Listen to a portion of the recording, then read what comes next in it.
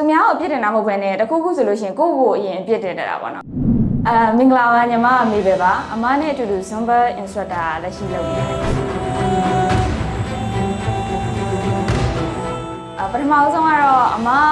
ရဲ့ပြောင်းလဲမှုတွေကိုတွေ့ရတာပေါ့နော် TLG တက်ပြီးနောက်ပိုင်းပေါ့သူရဲ့ mindset တွေအရင်ပြောင်းလာတယ်ပြီးတော့ညီမနဲ့အရင် close ဖြစ်လာတယ်ပေါ့နော်အရင်တော့ဆိုညီမနှစ်ယောက်ကအဲ့လိုတိမ်ထဲမှာနေပြီးမှဖုန်းနဲ့စကားပြောနေကြတာ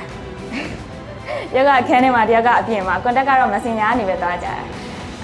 အခုနောက်ပိုင်းဆိုလို့ရှိရင်ညီမနှစ်ယောက်အရင်တပူပူတွဲဖြစ်နေလို့အင်အားလူတွေတောင်အမြင်ကတ်နေကြပါပြီဟုတ်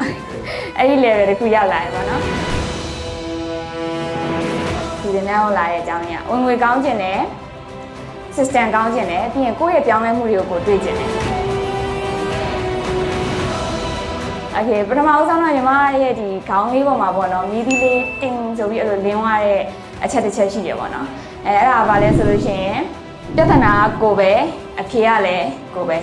အဲ့တစ်ချက်ထဲနဲ့တင်ကိုဒီနေ့ကားအရင်ပိတ်တဲ့အခက်အခဲကိုကြော်ဖြတ်နိုင်ခဲ့ပါတယ်ပြီးလို့ရှိရင်ညီမကိုလောက်ရမယ့်အရာတွေကိုလည်းပို့ပြီးတော့မြင်လာတယ်ပို့ပြီးတော့ရှင်းရှင်းလင်းလင်း clarity fine ပေါ့နော်အဲ့လိုဖြစ်လာတယ်ပေါ့နော်ညီမ